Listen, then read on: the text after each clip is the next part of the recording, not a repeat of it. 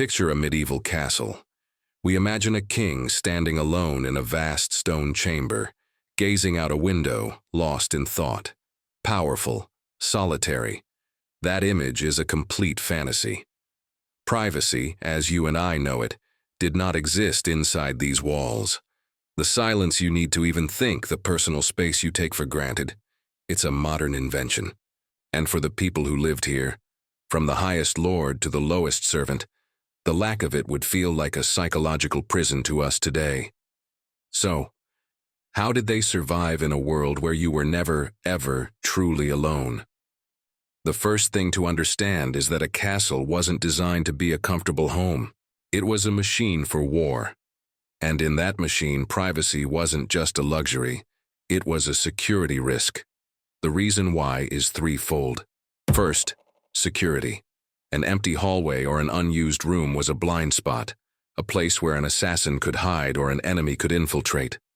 People slept in great halls and communal barracks not just because it was tradition, but for collective defense. There was literal safety in numbers.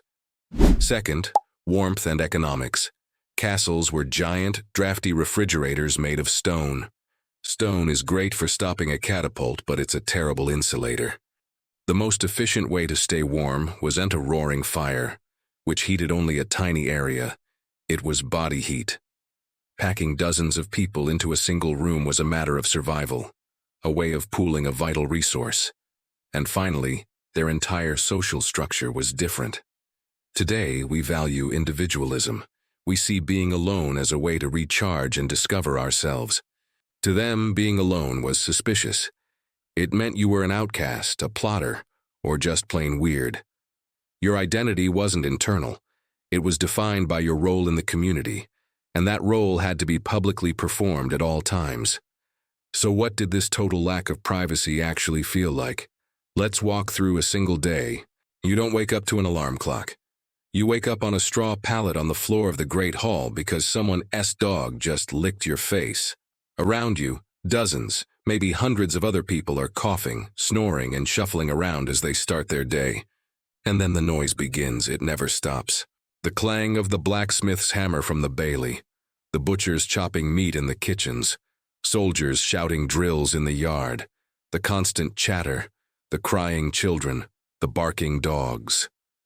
There was no soundproofing. Every sound echoed off the stone walls, creating a constant, overwhelming hum of human activity. But this experience wasn't the same for everyone. The lack of privacy was tiered. If you were a servant, you had zero privacy. You slept on the floor of the hall or in a loft above the kitchens. You worked in plain sight. You ate standing in a crowded corridor. Your entire existence was public and you were expected to be available and visible at a moment's notice. Now, if you were the lord and lady, you had a private chamber, often called the solar. But don't imagine a quiet sanctuary.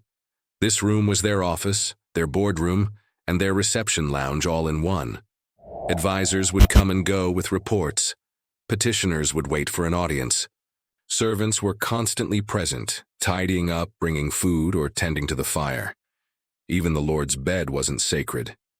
High-ranking attendants would often sleep on cots at the foot of their master's bed, both for security and to be available instantly. Getting dressed, holding sensitive political meetings, even using the chamber pot, it all happened in front of an audience. So what does living like this do to the human mind? For a modern person, it would be utterly draining. The constant social monitoring, the inability to ever let your guard down, it would create profound anxiety. But they adapted. They developed what we might call a public self. Their inner life, their private thoughts and feelings were not something to be explored in quiet solitude. Life was external, performative. Your reputation was everything because everyone was always watching. Gossip wasn't just entertainment. It was the primary system for enforcing social norms. The quiet, deep introspection that we think of as essential for mental health was a concept reserved almost exclusively for monks and hermits who actively chose to leave society. For everyone else in the castle, the mind was a much louder, more crowded place. We think of our home as a private sanctuary, a refuge from the world. For them, The castle was their entire world, a loud, chaotic, and densely packed one. We are raised to believe we need personal space, but they were raised to believe that solitude was dangerous. This forgotten world of communal living reveals a profound truth about our modern lives. The ability to be alone is a form of wealth. The simple act of closing a door is a declaration of independence that even a medieval king couldn't make. So the next time you shut your door to get a moment of peace, remember that you're enjoying a privilege that a medieval king, for all his power and wealth, could never afford: the profound luxury of being alone.